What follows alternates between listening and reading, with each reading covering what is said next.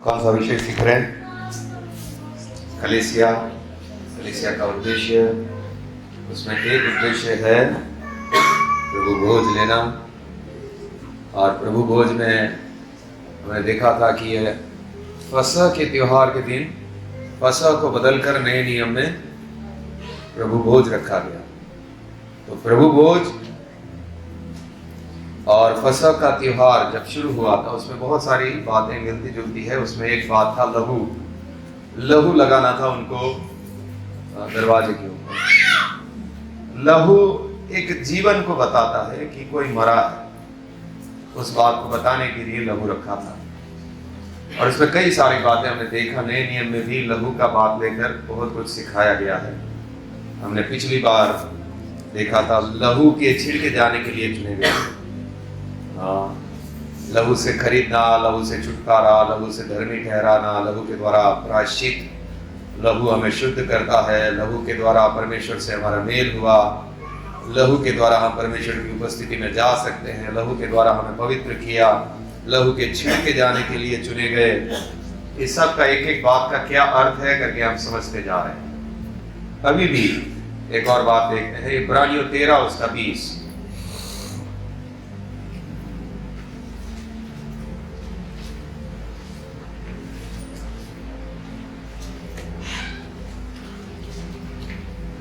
इब्रानियों 13 उसका 20। अब शांतिदाता परमेश्वर जो हमारे प्रभु यीशु को नहीं चालू नहीं है, बोलो। तो शांतिदाता नहीं चालू।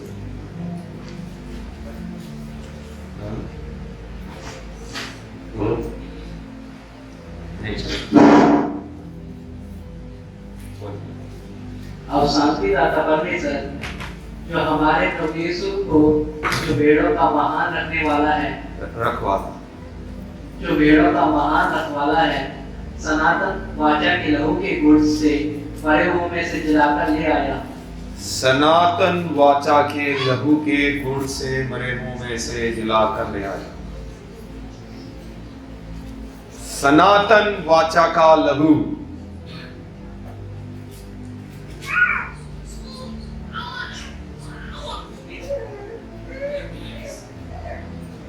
देखिए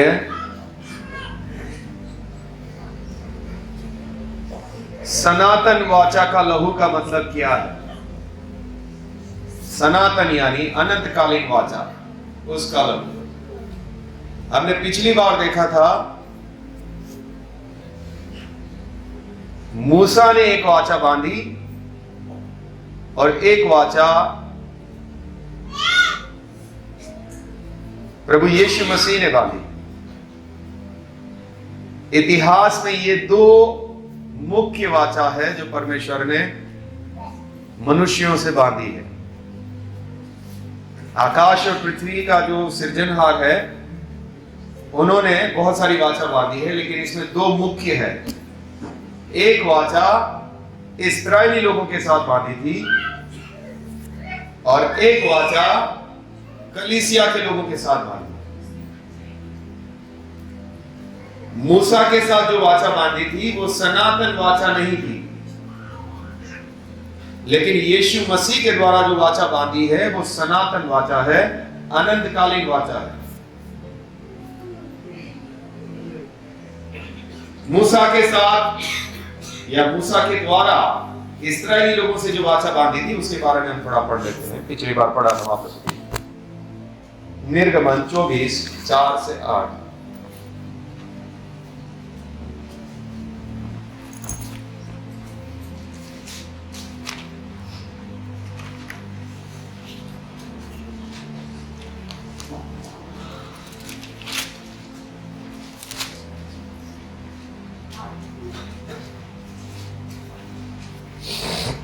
तब मूसा ने यहोवा के सब वचन लिख दिए और बड़े सवेरे उठकर पर्वत के नीचे एक वेदी और इजराइल के 12 गोत्रों के अनुसार 12 खंबे भी बनाए।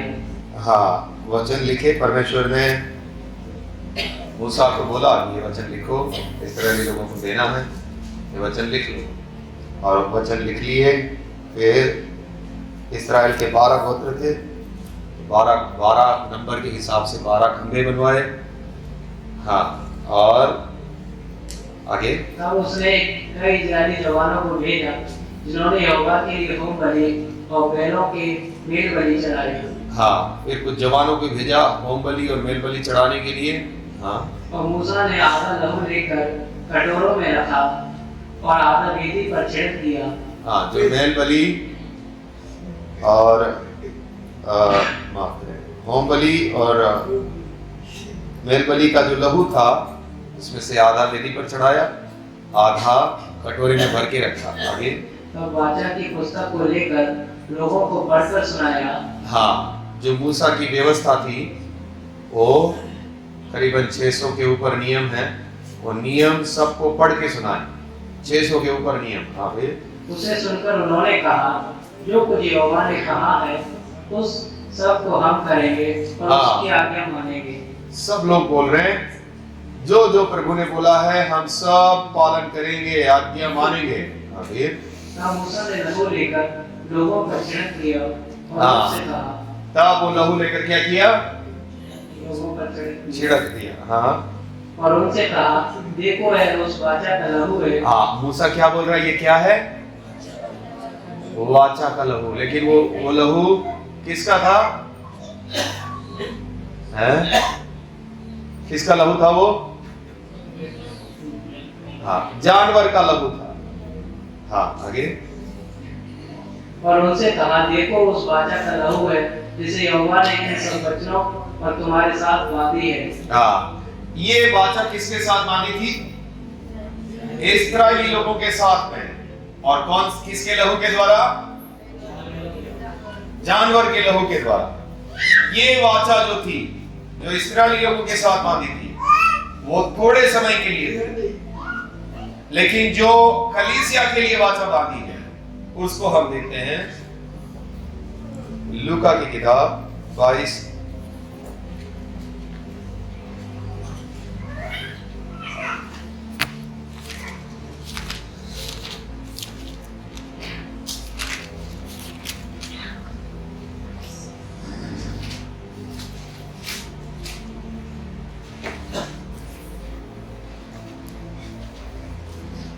उसका 14 से पढ़ते जाइए। जब घड़ी आ पहुंची तो वह प्रेरितों के साथ भोजन करने बैठा और उसने उनसे कहा, मुझे बड़ी लालसा थी कि दुख भोगने से पहले यह फसह तुम्हारे साथ खाऊं, क्योंकि मैं तुमसे कहता हूं कि जब तक वह परमेश्वर के राज्य में पूरा ना हो तब तक मैं उसे कभी ना खाऊंगा। तब उसने कटोरा लेकर धन्यवाद किया और यीशु मसीह कटोरा लेकर धन्यवाद कर रहा है और कहा, इसको लो और आपस में बांट लो, क्योंकि मैं तुमसे कहता हूँ कि जब तक परमेश्वर का राज्य न आए तब तक मैं दाख का रस आपसे कभी ना पीऊंगा। फिर उसने रोटी ली और धन्यवाद करके तोड़ी और उनको यह कहते हुए दी, यह मेरी देह है जो तुम्हारे लिए दी जाती है, मेरे स्मरण के लिए यही किया करो। इसी रीति से उसने भोजन के बाद कटोरा भी यह कहते हुए दिया, यह कटोरा मेरे उस लहू में जो तुम्हारे लिए बहाया जाता है नई वाचा है। हाँ, ये क्या है? ये कटोरा जो तुम्हारे लिए बहाया जाता है क्या है? नई वाचा है। और अभी इब्रानियों में हमने पढ़ा, ये वाचा कौन सी है? सनातन वाचा है। मतलब इसके बाद और कोई वाचा परमेश्वर मानने वाला नहीं है। ये आखिरी वाचा है जो मनुष्यों के साथ बांधी, और ये सनातन वाचा है। ओके, तो हमारे पास कितनी वाचा है? हमारे सामने अभी कितनी वाचा है? कितनी वाचा का हमने बातचीत किया? कौन सी थी? और सनातन, और ये एक ही है नए नियम की वाचा। हमारे सामने कितनी वाचा है? 2 वाचा। एक किसके साथ बांधी? इस्राएली लोगों के साथ में। और दूसरी वाचा किसके साथ बांधी? कलीसिया के साथ में बांधी। अब हम देखते हैं दोनों में फर्क क्या है, उस वाचा को और इस वाचा को। ये दोनों वाचा को हम देखते हैं। वाचा समझते हैं? वाचा शब्द को वाचा शब्द समझते हैं? कोई उदाहरण दो वाचा और किसके साथ? आपने देखी हो वाचा नहीं बांधते हुए। हाँ। वाचा और क्या आप समझाने के लिए, पति पत्नी जब शादी करते हैं तब वो एक वाचा है। हाँ, इसके लिए वो पूरे समाज के सामने वो शादी की जाती है, कोई मामूली खेल नहीं है। इसके लिए ये जो शादी होती है वो एक वाचा है। अग्नि को साक्षी रखते हैं हिंदू लोग, क्रिश्चियन लोग बाइबल को साक्षी रखते हैं, परमेश्वर को साक्षी रखते हैं, और कलीसिया को साक्षी रखते हैं कि इन दोनों पति पत्नी हैं। ये लोग वाचा बांधते एक दूसरे के, हम आपके साथ वफादार रहेंगे। उनमें भी हिंदू भी रीति रिवाज में वो सब गांठ बांधते, आगे आगे चलना, पीछे पीछे चलना, उसमें सब मतलब है। हाँ? तो ये क्या है? पति पत्नी की वाचा है। इसी प्रकार परमेश्वर ने भी, देखिए, हम इसलिए इस्लाम धर्म को कभी स्वीकार नहीं कर सकते, क्योंकि परमेश्वर ऐसा नहीं है कभी भी कहीं भी किसी को बोल देगा भाई तू अभी एक तेरे द्वारा जाति बना देता हूं। परमेश्वर वाचा का परमेश्वर है।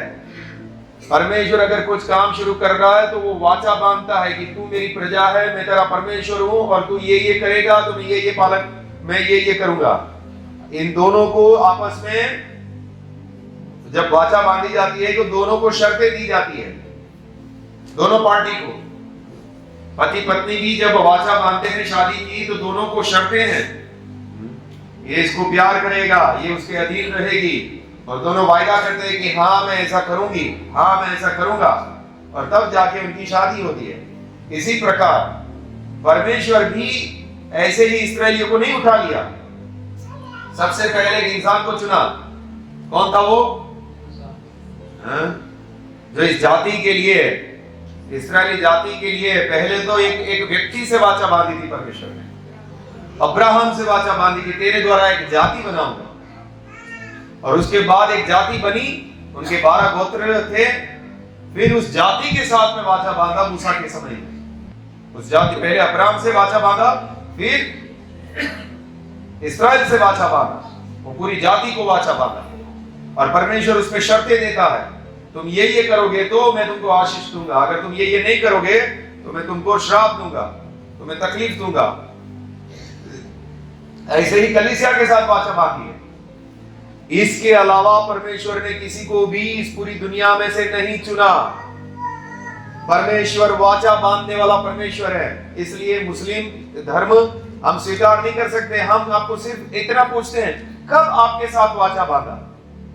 ऐसे ही एक व्यक्ति आया जोसेफ करके यूरोप में, उसने बोला कि परमेश्वर मेरे से बात किया और एक नया उसने पंथ शुरू कर दिया। उसने बोला परमेश्वर मेरे से बात किया। ऐसे हम कहीं भी कोई भी बात स्वीकार नहीं कर सकते। परमेश्वर कहीं भी कैसे भी काम नहीं करता। वो अगर कोई काम करना चाहता है तो वो वाचा बांधता है। जैसे यीशु मसीह के द्वारा लहू से वाचा बांधी जाती है। पुराने नियम में भी लहू से वाचा बांधी, नए नियम में भी यीशु मसीह के द्वारा कलीसिया से वाचा बांध रहा है। ऐसे ही अगर ये प्रॉफिट मोहम्मद के बारे में बोलते हैं कि वो परमेश्वर ने भेजा था, तो हमारा सीधा सवाल यही है, परमेश्वर वाचा बांधता है लहू के द्वारा, तो उनसे कब वाचा बांधी? क्या परमेश्वर ने, आपको मालूम है प्रॉफिट मोहम्मद ने कभी परमेश्वर की आवाज नहीं सुनी। एक स्वर्गदूत आता था उसके पास, और बाइबल हमें बताती है कि शैतान भी ज्योतिर्मय स्वर्गदूत का रूप धारण करता है। जरूर स्वर्गदूत आया होगा, लेकिन वो परमेश्वर से नहीं आया है। उसने परमेश्वर की आवाज तो सुनी नहीं है कभी कुरान के हिसाब से। और सबसे बड़ी बात, अगर परमेश्वर ने एक जाति बनाना सोचा था इस्लाम करके, तो हम आपसे यही पूछते हैं कि जैसे इस्राएलियों के साथ लहू के द्वारा वाचा बांधी थी, लहू लिया, छिड़का गया, वाचा बांधता है, वो वचन सुनाए गए, ऐसे इस्लाम के लोगों के साथ हुआ है क्या? तो अभी हम देखते हैं ये दो मुख्य वाचा है, दो प्रजा के लिए, एक इस्राएल के लिए, एक कलीसिया के लिए। ये दो मुख्य वाचा है। तो अभी हम देखते हैं पुरानी वाचा के क्या क्या शर्तें थी, क्या क्या बातें थी, उसको हम देखते हैं। आइए आगे बढ़ते हैं।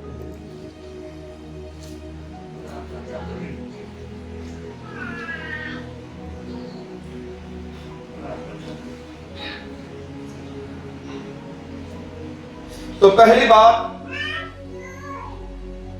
अभी हमने उसको मुंह बंद कर दो, कोई बांध दो। हाँ,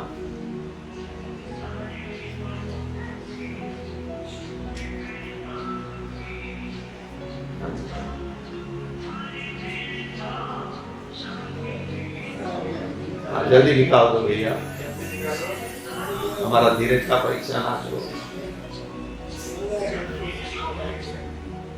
हाँ, पहली वाचा अभी हमने देखा,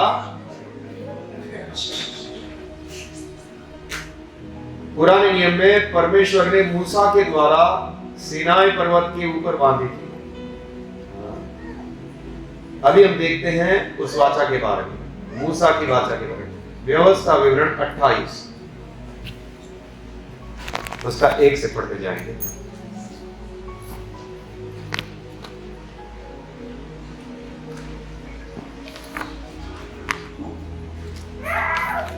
यदि तू अपने परमेश्वर यहोवा की सब आज्ञाएं जो मैं आज तुझे सुनाता हूँ चौकसी से पूरी करने कोशिश लगाकर उसकी सुने, तो वह तुझे पृथ्वी की सब जातियों में श्रेष्ठ करेगा। ओके, यहाँ पर सीधी सी बात लिखी है,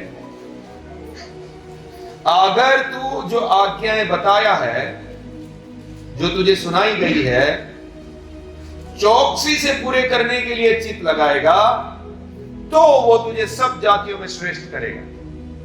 शर्त क्या है? हाँ?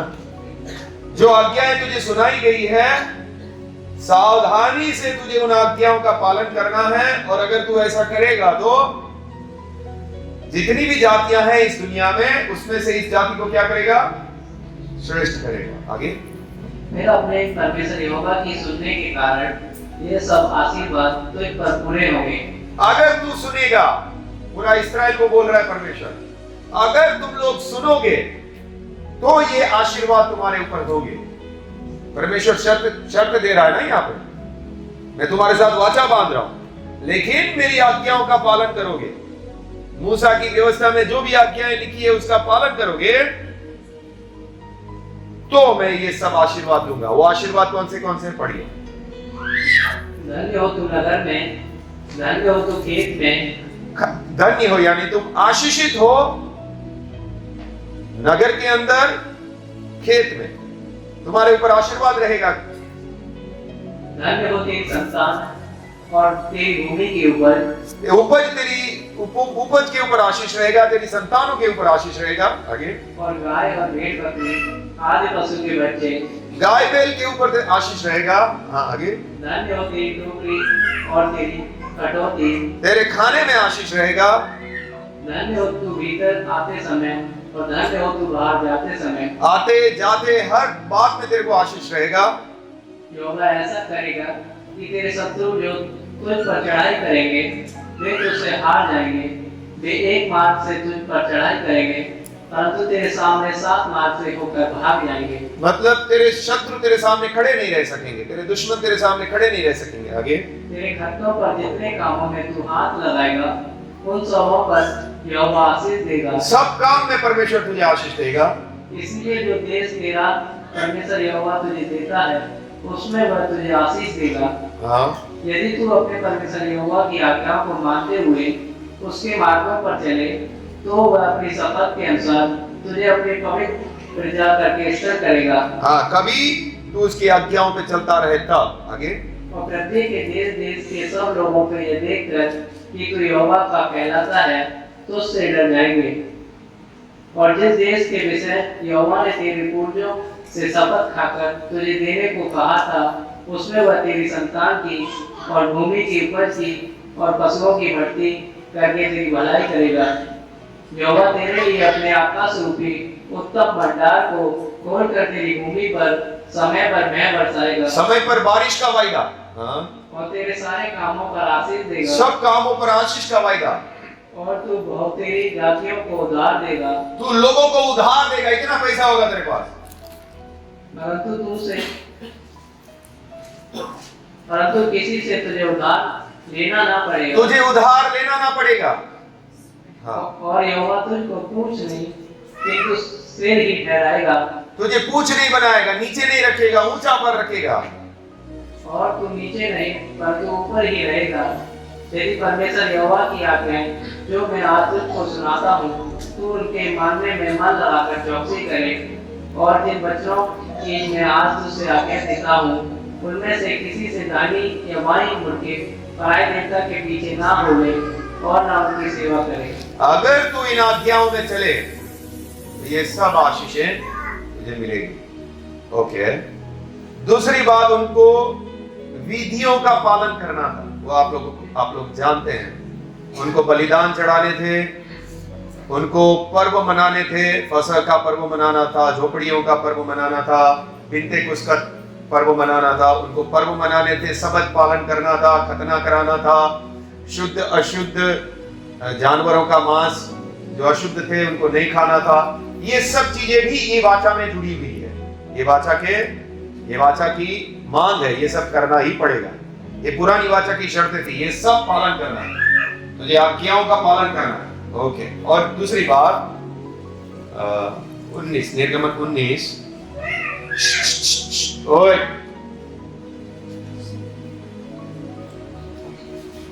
हाँ, निर्गमन 19 उसका 5 और 6। इसीलिए अब यदि तुम निश्चय मेरी मानोगे और मेरी वाचा का पालन करोगे तो सब लोगों में से तुम ही मेरे निज ठहरोगे। सब लोगों में से तुम ही, सिर्फ इस्राएल की प्रजा मेरा निज धन ठहरेगी। मतलब ये वाचा सिर्फ किसके लिए थी? सिर्फ इस्राएल, इसमें और कोई नहीं। अगर किसी को इस वाचा का भागी होना है, इस्राएली बनना पड़ेगा, उसको यहूदी बनना पड़ेगा, वो धर्म स्वीकार करना पड़ेगा, उसको खतना करना पड़ेगा, उसको सारे उनके यहूदी के जो भी नियम है सब पालन करने पड़ेंगे। हाँ, फिर आगे, समस्त पृथ्वी तो मेरी है और तुम मेरी दृष्टि में याजकों का राज और पवित्र जाति ठहरोगे। जो बातें तुझे इस्राएलियों से कहनी है वे ये ही है। हाँ, ओके। और दूसरी बात, इसमें श्राप भी थे अगर पालन नहीं किया तो। इस वाचा में श्राप थे। आप वो व्यवस्था विवरण 28 में चाहिए तो बाद में पढ़ लेना, या जिसको सुनने वाला बाइबल है वो सुन लेगा। उसमें आशीष भी थी और श्राप भी थे। परमेश्वर ने बोला था कि अगर तुम लोग आज्ञा पालन नहीं करोगे, तुम मेरी वाचा के लोग हो, तो मैं तुम्हारे ऊपर श्राप भी डालूंगा। श्रापित तुम नगर में, श्रापित तुम खेत में, श्रापित तुम आने में, श्रापित तुम जाने में, तुम्हारे बच्चे श्रापित, तुम्हारी खेतों में उपज नहीं होगी, बारिश नहीं बरसेगी, तुम्हें अपने बच्चों को मार के खिलाऊंगा। ये सब श्राप दिए थे। ये इस वाचा का भाग था। ओके, और ये इनका मध्यस्थता याजक लोग करते थे। इब्रानियों 7, 11 और 12। इस वाचा को, पुरानी वाचा को मनुष्य और परमेश्वर के बीच में याजकों को रखा था। इब्रानियों 7, 11, 12। यदि लेवी याजक पद के द्वारा सिद्धि प्राप्त हो सकती जिसके सहारे लोगों की व्यवस्था मिली थी, तो फिर क्या आवश्यकता थी कि दूसरा याजक मिल्की सीदक की रीति पर खड़ा हो और हारून की रीति का ना कहलाए? क्योंकि जब याजक का पद बदला जाता है तो व्यवस्था का भी बदलना अवश्य है। याजक का पद बदला जाना यानी कि पहले मध्यस्थ करने वाले मनुष्य और परमेश्वर के बीच में जो प्रार्थना करना, बलिदान चढ़ाना, जो मध्यस्थ का काम था वो याजक लोग करते थे। लेवी गोत्र के याजक लोग मध्यस्थ करते थे उसमें, उस वाचा। हमारी वाचा में कौन मध्यस्थ है हम लोग देखेंगे। ओके, 18-19 पढ़िए इब्रानियों 7। और ये सनातन वाचा नहीं थी। पुराने नियम की जो वाचा थी, मूसा की जो वाचा थी, वो सनातन वाचा नहीं थी। 7, 18, 19। इस प्रकार पहली आज्ञा निर्बल और निष्फल होने के कारण लोप हो गई। इसीलिए की व्यवस्था ने किसी बात की सिद्धि नहीं की और उसके स्थान पर एक ऐसी उत्तम आशा रखी गई है जिसके द्वारा हम परमेश्वर के समीप जा सकते हैं।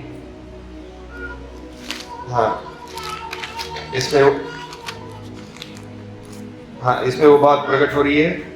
18 पढ़िए। इस प्रकार पहली आज्ञा निर्बल और निष्फल होने के कारण लोप हो गई। निर्बल और निष्फल होने के कारण लोप हो गई। मतलब पहली वाचा निर्बल थी, मतलब सिद्ध नहीं थी, वो हमेशा के लिए नहीं दी गई थी। जब तक मसीह ना आए तब तक के लिए ही वो दी गई। वो निर्बल थी और लोप हो गई, चली गई। वो वाचा थोड़े समय के लिए ही थी। हाँ, इसलिए कि व्यवस्था ने किसी बात की सिद्धि नहीं की और उसके स्थान पर एक ऐसी उत्तम आशा रखी गई है जिसके द्वारा हम परमेश्वर के समीप जा सकते हैं। ओके, तो ये था पुरानी वाचा, मूसा की वाचा। समझ आ रहा है? नींद आ रही है? आपको अकेले को या और सबको भी? हाँ, पुरानी वाचा मूसा के द्वारा सीनाई पर्वत पर बांधी गई थी, भेड़ बकरों के लहू के द्वारा, जानवर के लहू के द्वारा। भाई किसका मोबाइल है?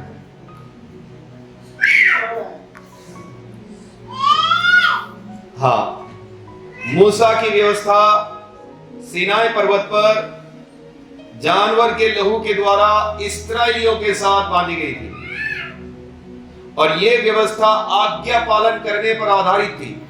व्यवस्था वर्ण 28 में हमने देखा, अगर तुम आज्ञा पालन करोगे तो मैं तुमको आशीष दूंगा, अगर तुम आज्ञा पालन नहीं करोगे तो मैं तुम्हें श्राप दूंगा। इसके लिए हम लोग देखते हैं पुराने नियम में उन लोगों को बार बार बंधुआई में जाना पड़ता था। दुश्मन आते थे, उनको चढ़ाई कर देते थे, मार देते थे, क्योंकि वो लोग आज्ञा पालन नहीं करते थे। दूसरी बात हमने देखा, सिर्फ इस्राएल के लिए थी वो वाचा, और उनका मध्यस्थ याजक लोग थे, लेवी गोत्र के याजक लोग थे। और उसके बाद हमने देखा ये निर्बल और थोड़े समय के लिए थी, लोप हो गई। हाँ, अभी हम देखते हैं हमारी नए नियम की बात है। इस बच्चे को पकड़ा है परेशान करने के लिए हम लोग। हाँ हाँ, लुक अप आइस उसका प्लीज।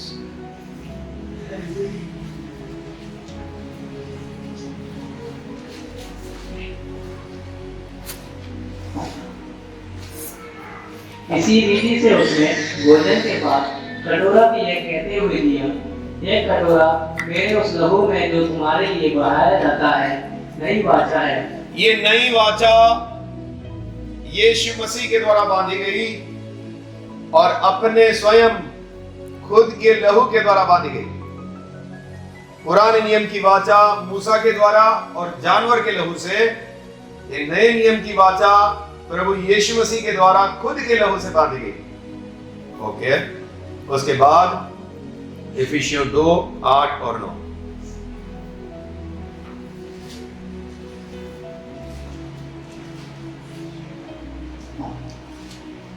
क्योंकि विश्वास के द्वारा अनुग्रह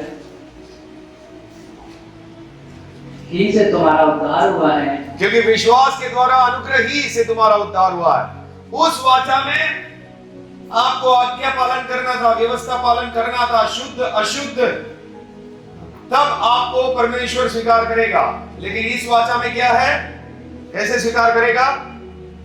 विश्वास के द्वारा अनुग्रह ही से तुम्हारा उद्धार हुआ। इसमें तुमने बहुत कुछ पालन किया करके तुम्हें स्वीकार नहीं किया जा रहा। इस नई वाचा में आपको प्रभु यीशु मसीह के बलिदान के ऊपर विश्वास करना है, तभी आपको परमेश्वर स्वीकार करता है। पुराने नियम में ऐसा नहीं था। उसमें जो मूसा के नियम दिए गए थे, उन सब नियमों को पालन करोगे तो परमेश्वर आशीष देगा। लेकिन नए नियम में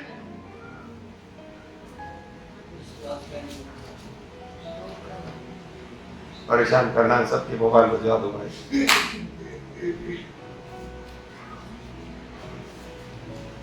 साइलेंट पे करना देना चाहिए, परेशान अगर सबको नहीं करना है तो।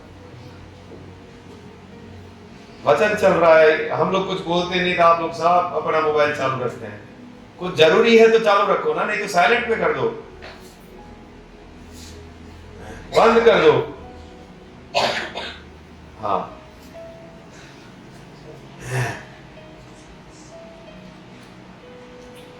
पुराने नियम की वाचा आज्ञा पालन के ऊपर आधारित थी। ये वाचा, नए नियम की वाचा, विश्वास और अनुग्रह पर आधारित है। आपको यीशु मसीह पर विश्वास करना है, आपको उस क्रूस के ऊपर विश्वास करना है और परमेश्वर आपको ग्रहण करेगा। ये फर्क आपको समझ आया? आज्ञा पालन, यहाँ पे आज्ञा पालन मुख्य बात नहीं है। यहाँ पे मुख्य बात है प्रभु यीशु पर विश्वास करना, उसके बलिदान के ऊपर विश्वास करना। हाँ जी, ओके। अभी नई वाचा में और कौन सी बात है जो अलग है? यह है जिक्र 36, 26 और 27।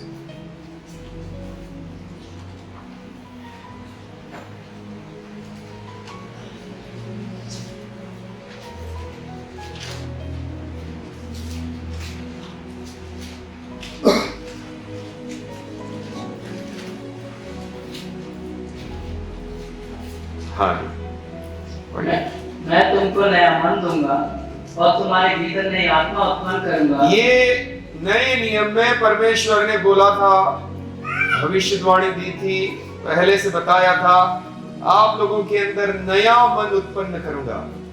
ये खासियत थी इस नए नियम की, नया जन्म। हाँ, आगे।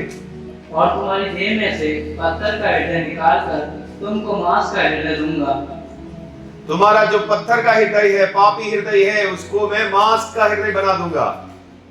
हाँ, मैं अपना आत्मा तुम्हारे भीतर देकर ऐसा करूंगा तो पवित्र आत्मा तुमको दिया जाएगा और ऐसा करूंगा, हाँ, कि तुम मेरे विधियों पर चलोगे और मेरे नियमों को मानकर उनके अनुसार चलोगे। हाँ, पवित्र आत्मा का कार्य तुम्हारे हृदय में होगा आज्ञा पालन के लिए।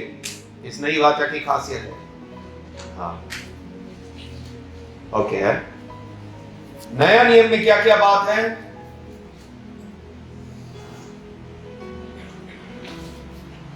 पुराना नियम की वाचा, इसको ले लो ना, कोई डिस्टर्ब कर रहा है। बेटा थोड़ी देर बाहर लेके जाओ, चाहिए तो उसको। हाँ। पुराने नियम की वाचा एक मनुष्य के द्वारा, मूसा के द्वारा बांधी गई, जानवरों के लहू के द्वारा। नए नियम की वाचा प्रभु यीशु मसीह जो परमेश्वर का पुत्र है, अपने स्वयं के लहू के द्वारा उसने बांधी। पुराने नियम की वाचा आज्ञा पालन के ऊपर आधारित है। उनको आज्ञाओं का पालन करना है तब उनको आशीष मिलेगा, आज्ञाओं का पालन नहीं करेंगे तो उनको श्राप मिलेगा। नए नियम की वाचा आपको प्रभु यीशु मसीह के बलिदान पर विश्वास करना है, उसके अनुग्रह पर विश्वास करना है और आपको प्रभु स्वीकार करेगा। उसके बाद हमने देखा वो वाचा सिर्फ, पुराने नियम की वाचा सिर्फ इस्राएली लोगों के लिए थी, लेकिन नए नियम की वाचा हम देखते हैं गलातियों 3 उसका 28।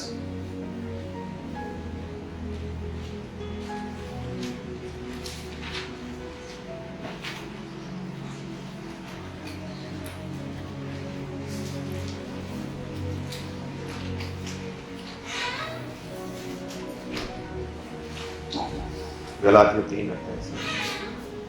अब ना कोई यहूदी रहा और ना यूनानी, ना कोई दास ना स्वतंत्र, ना कोई नर ना नारी। अब ना कोई यहूदी ना यूनानी, अब पूरे जगत के लिए यह वाचा है।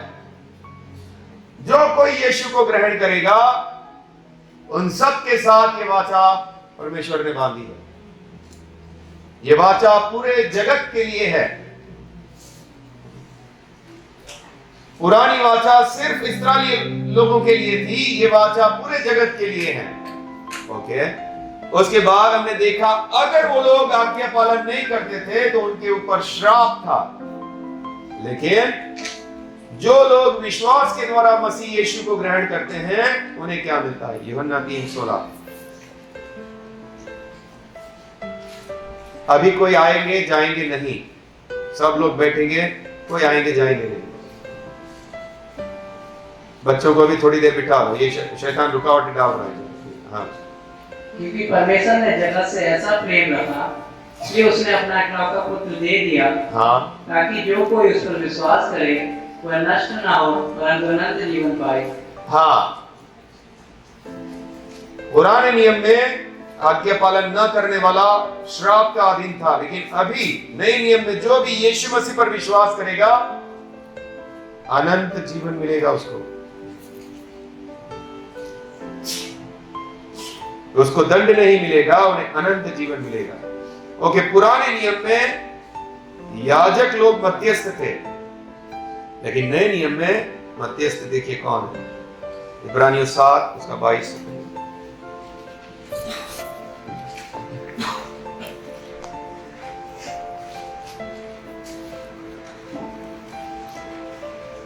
इस प्रकार यीशु एक उत्तम वाचा का जामीन ठहरा। हाँ, आगे।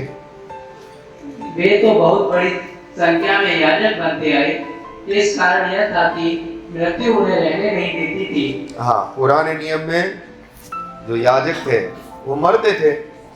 हाँ, आगे। पर यह युगानुयुग रहता है, इस कारण उसका याजक पद अटल है। हाँ, यीशु मसीह युगानुयुग जीवित रहता है, इसके लिए उसका याजक पद अटल है। हाँ, ये युग युग का मध्यस्थ है, युग युग का याजक है हम सब के लिए। हाँ, इसीलिए जो उसके द्वारा परमेश्वर के पास आते हैं वह उनका पूरा पूरा उद्धार कर सकता है, क्योंकि वह उनके लिए विनती करने को सर्वदा जीवित है। हाँ, जो यीशु मसीह के द्वारा परमेश्वर के पास आते हैं उनका उद्धार करने के लिए वो विनती करते रहता है। उनके द्वारा उद्धार पाना 100% श्योर है, वो उद्धार करेगा ही करेगा। हाँ, उसके बाद हम देखते हैं इब्रानियों 13 उसका 20।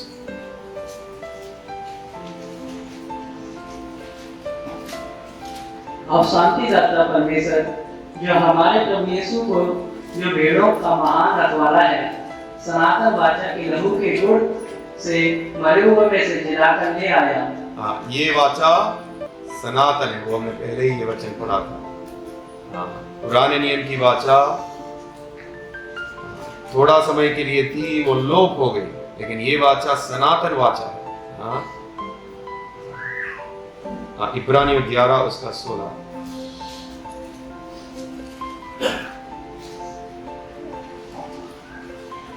पर वे एक उत्तम पदार्थ स्वर्गीय देश के अभिलाषी हैं, इसीलिए परमेश्वर उनका परमेश्वर कहलाने में उनसे नहीं लज्जाता, क्योंकि उनसे उनके लिए एक नगर तैयार किया है। उत्तम वाचा है, हमारे लिए एक नगर तैयार किया है। इब्रानियों 10 उसका 22। तो आओ हम सच्चे मन और पूरे विश्वास के साथ और विवेक का दोष दूर करने के लिए हृदय पर छिड़काव लेकर और देह को शुद्ध जल से धुलवाकर परमेश्वर के समीप जाएं। इस वाचा में हम सीधा परमेश्वर के पास जा सकते हैं। पुरानी वाचा में आप सीधा परमेश्वर के पास नहीं जा सकते, कोई नहीं जा सकता था। वहां पे पर्दा था, वहां पे याजक को भी परमेश्वर के पास जाना है तो साल में एक बार जा सकता था, और वो भी उसको बहुत कुछ विधि करना पड़ता था, बलिदान चढ़ाना पड़ता था, फिर जा सकता था। लेकिन नई वाचा में पर्दा फट गया है, अब सब कोई परमेश्वर की उपस्थिति में जा सकता है, हम सीधा परमेश्वर के पास जा सकते हैं। यिर्मयाह 31 उसका 34।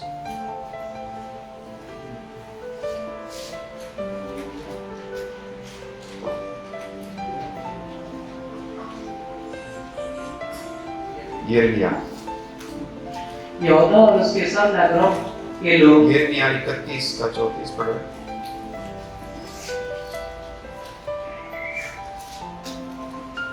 तब उन्हें फिर एक दूसरे से यह ना कहना पड़ेगा कि यहोवा को जानो, क्योंकि यहोवा की यह वाणी है, छोटे से लेकर बड़े तक सबके सब मेरा ध्यान रखेंगे, क्योंकि मैं उनका अधर्म क्षमा करूंगा और उनका पाप फिर स्मरण ना करूंगा। हमेशा के लिए हमारे पाप मिटा दिए जाएंगे। पुराने नियम में क्या था, उनको जब भी पाप करते थे वापस एक भेड़ का बच्चा लेके जाना पड़ता था, लेकिन अभी नई वाचा में हमेशा के लिए हमारे पापों को उठाकर यीशु मसीह क्रूस पर चढ़ गया। यह है नई वाचा की आशीष है। पहली बात, परमेश्वर के पुत्र ने स्वयं ने कलीसिया के साथ ये वाचा बांधी अपने खुद के लहू के द्वारा।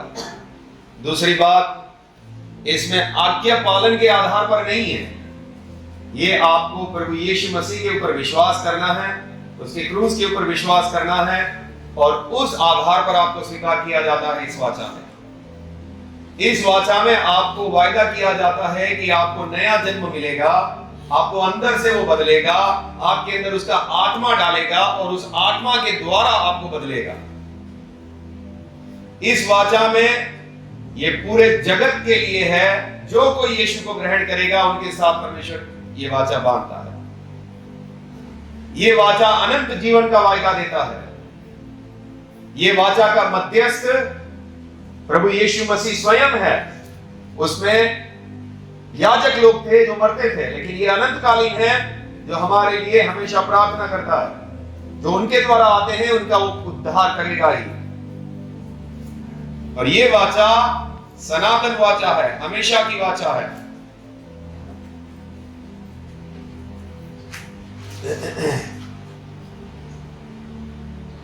इस वाचा में हम सीधा परमेश्वर के पास जा सकते हैं और सदा के लिए हमारे पाप मिटाए गए हैं। ओके, लेकिन खतरा देखिए आपके और हमारे लिए। इतनी बड़ी आशीषें हैं तो भी अभी खतरा देखिए। जो इसमें से ढीले ढाले चल रहे हैं ना, उनके लिए खतरा देखिए कैसा भयानक है। इब्रानियों की किताब उसका 10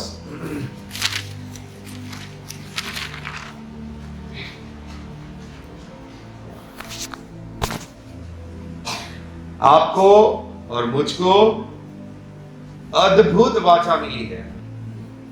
उन लोगों को तो इतना कुछ आज्ञा पालन करने के बाद आशीष मिलती थी। हम लोग सिर्फ यीशु मसीह के ऊपर विश्वास किए और इस कारण हमको प्रभु आशीष देता है। हाँ देखिए 10:26 से, लेकिन अगर हमने ध्यान से नहीं चले अगर इस समय में, तब देखिए क्या होगा। 10:26 पढ़िए।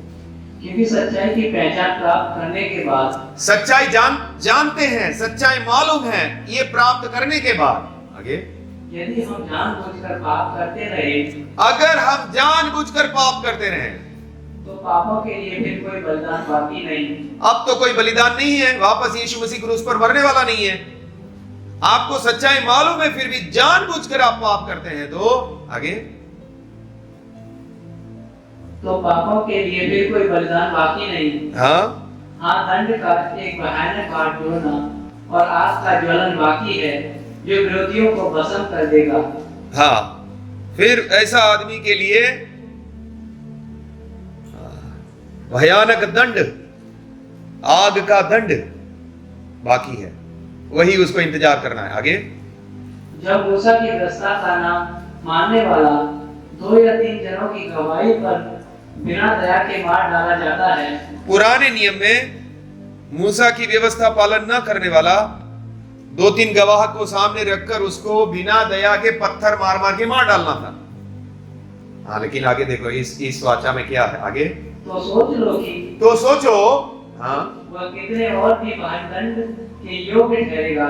हाँ, जिसने परमेश्वर के पुत्र को पांव से रौंदा और वाचा के लहू को जिसके द्वारा वह पवित्र ठहराया गया था। नहीं, वाचा का लहू के द्वारा जो पवित्र, यीशु मसीह के लहू के द्वारा जिससे वो पवित्र ठहराया गया था। आगे, अपवित्र जाना, उसको अपवित्र जाना, अब वापस से वो पाप में गया है। हाँ, और अनुग्रह की आत्मा का अपमान किया। अनुग्रह की आत्मा, पवित्र आत्मा का अपमान किया। हाँ, क्योंकि हम उसे जानते हैं जिसने कहा, बदला लेना मेरा काम है, मैं ही बदला लूंगा। और फिर यह है कि प्रभु अपने लोगों का न्याय करेगा। प्रभु किसका न्याय करेगा? अपने लोगों का। जिन लोगों ने सच्चाई को जाना है और अब जानबूझकर पाप में जाते हैं। पुराने नियम में तो मूसा की आज्ञा के अनुसार 2-3 गवाह के आधार पर बिना दया के पत्थर मार के मार डालना था। अब तो ये यीशु मसीह के लहू के द्वारा तुमको खरीदा है। अगर तुम जानबूझकर पाप करोगे या जानबूझकर इस मार्ग में जाओगे तो यहां लिखा है और भी ज्यादा भारी दंड के भागी हो जाओगे। पुराने नियम में जो दंड था, 2-3 लोगों को बिना दया के मारते थे, तुम लोग अगर यीशु मसीह के लहू को पैर से रौंदोगे तो तुमको कितना दंड मिलना चाहिए?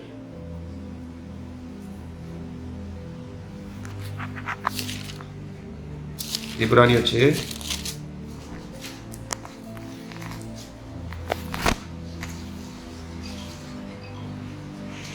3 से 8। बैठो जल्दी जल्दी, बार बार टाँटो बोल रहा हूं कि अंदर मत घुसो, मत जाओ कोई। हाँ पढ़िए। यदि परमेश्वर चाहे तो हम यही करेंगे, क्योंकि जिन्होंने एक बार ज्योति पाई है और जो स्वर्गीय वरदान का स्वाद चख चुके हैं, वह पवित्र आत्मा के भागी हो गए हैं। हाँ, एक बार ज्योति पाई, परमेश्वर का वचन पाया, हाँ, स्वर्गीय वरदान का स्वाद चखा, पवित्र आत्मा के भागी हुए, हाँ, और परमेश्वर के उत्तम वचन का और आने वाले युग की सामर्थ का स्वाद चख चुके हैं, हाँ। यदि वे भटक जाएं तो उन्हें मन फिराव के लिए फिर नया बनना अनहोना है। ऐसा लोग भटक जाएं तो ऐसे लोगों को फिर नया बनाना अनहोना है। आगे, क्योंकि वे परमेश्वर के पुत्र को अपने लिए फिर क्रूस पर चढ़ाते हैं, फिर वापस से ये ऐसे लोग परमेश्वर के पुत्र को क्रूस पर चढ़ाते हैं, हाँ, और प्रकट में उस पर कलंक लगाते हैं, हाँ, और उस पर कलंक लगाते हैं, हाँ, क्योंकि जो वर्षा के पानी को जो उस पर बार बार पड़ता है, पी पी कर जिन लोगों के लिए वह ज्योति बोई जाती है, उनके काम का साग पात उग जाती है, वह परमेश्वर से आशीष पाती है। पर यदि वह झाड़ी और ऊंट कटारे उगाती है तो निकम्मी और श्रापित होने पर है। अगर जमीन में सिर्फ कांटे ही उग रहे हैं तो किस काम की है वो? निकम्मी और श्रापित होने ऊपर है। आगे, और उसका अंत जलाया जाना है। और उसका अंत क्या है? जलाया जाना। आप लोगों ने अगर पवित्र आत्मा पाया है, वचन को पाया है, फिर भी आप अगर बुराई में ही जीना चाहते हैं तो परमेश्वर क्या करें? अगर आपने इस नई वाचा का भागी हुए हैं, अगर पुराने नियम में बिना दया के मार डालते थे, तो अभी भी अगर आप यीशु मसीह के लहू के कुचल के पाप करने जाओगे तो आपके लिए फिर दूसरा बलिदान नहीं है। आपको भय के साथ चलना है। आप परमेश्वर के पुत्र के लहू को कुचल के फिर पाप करने जा रहे हैं। बीच में लहू है, उसको कुचल के पैर लगा के आपको तो जाना है, पाप करना ही है। तो फिर आपके लिए दंड बाकी, फिर आपके लिए कोई वापस यीशु क्रूस पर मरने वाला नहीं है। नीति वचन 26 उसका 11।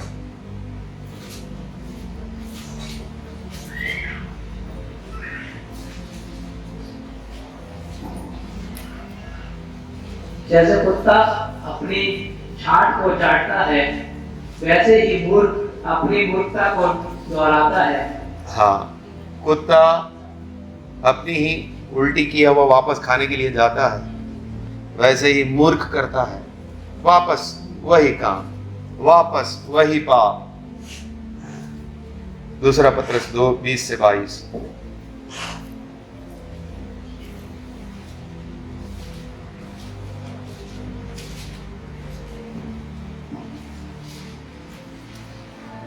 जब वे प्रभु और उद्धारकर्ता यीशु मसीह की पहचान के द्वारा संसार की नाना प्रकार की अशुद्धता से बच निकले और फिर उनमें फंस कर हार गए, तो उनकी पिछली दशा पहले से भी बुरी हो गई है। आगे, क्योंकि धर्म के मार्ग का ना जानना ही उनके लिए इससे भला होता कि उसे जानकर उस पवित्र आज्ञा से फिर जाते जो उन्हें सौंपी गई थी। ओ लोग विश्वासी ना बने होते तो ही अच्छा था। आगे, उन पर यह कहावत ठीक बैठती है कि कुत्ता अपनी छांट की ओर और नहलाई हुई सूअर भी कीचड़ में लौटने के लिए फिर चली जाती है। सूअर को नहलाना, फिर वापस उसी कीचड़ में वो सूअर जाने वाला है। उनके लिए यह बात फिर ठीक बैठती है। जो विश्वासी प्रभु में आने के बाद वापस उसको पाप में जाना ही है, उनको कितना भी सूअर को नहलाओ, उसको जाना है कीचड़ में ही। यीशु मसीह का लहू को कुचल के वापस से पाप में ही जाना है। इस वाचा का लहू को कुचल के जा रहे हैं। वो तो जानवर का लहू को, पुराने नियम में तो जानवर का लहू बहाया था, अब तो आपके लिए परमेश्वर के पुत्र का लहू बहाया है। अब आप पाप में जाते हैं तो फिर आपके लिए क्या बाकी रह गया? अगर आप यीशु का लहू कुचल के वापस से पाप का जिंदगी बिताना चाहते हैं तो फिर आपके लिए परमेश्वर क्या करेगा? प्रकाशित वाक्य 22 10 से 15 में पढ़ता हूं। फिर उसने मुझसे कहा, इस पुस्तक की भविष्यवाणी की बातों को बंद मत कर, क्योंकि समय निकट है। जो अन्याय करता है वो अन्याय ही करता रहे, जो मलिन है वो मलिन बना रहे, और जो धर्मी है वो धर्मी बना रहे, और जो पवित्र है वो पवित्र बना रहे। देख, मैं शीघ्र आने वाला हूं, और हर एक के काम के अनुसार बदला देने के लिए प्रतिफल मेरे पास है। मैं अल्फा और ओमेगा, पहला और अंतिम, आदि और अंत हूं। धन्य वे हैं जो अपने वस्त्र धो लेते हैं, क्योंकि उन्हें जीवन के वृक्ष के पास आने का अधिकार मिलेगा, और वे फाटकों से होकर नगर में प्रवेश करेंगे। पर कुत्ते, टोने और व्यभिचारी और हत्यारे और मूर्ति पूजक और हर एक झूठ का चाहने वाला और गढ़ने वाला बाहर रहेगा।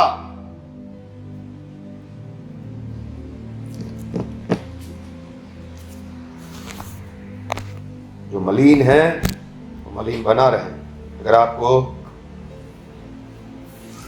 शुद्ध नहीं होना है तो मलिन बना रहे। प्रभु यीशु मसीह आएगा, हर एक के काम के अनुसार उसको बदला देगा। जिन्होंने यीशु का लहू कुचलकर वापस से उस पाप के कीचड़ में जाके गिरे थे, शुद्ध होना नहीं चाहते थे, उनके कामों के अनुसार वो उनको बदला देगा। हम में से कोई भी परमेश्वर के हाथ में ना पड़े।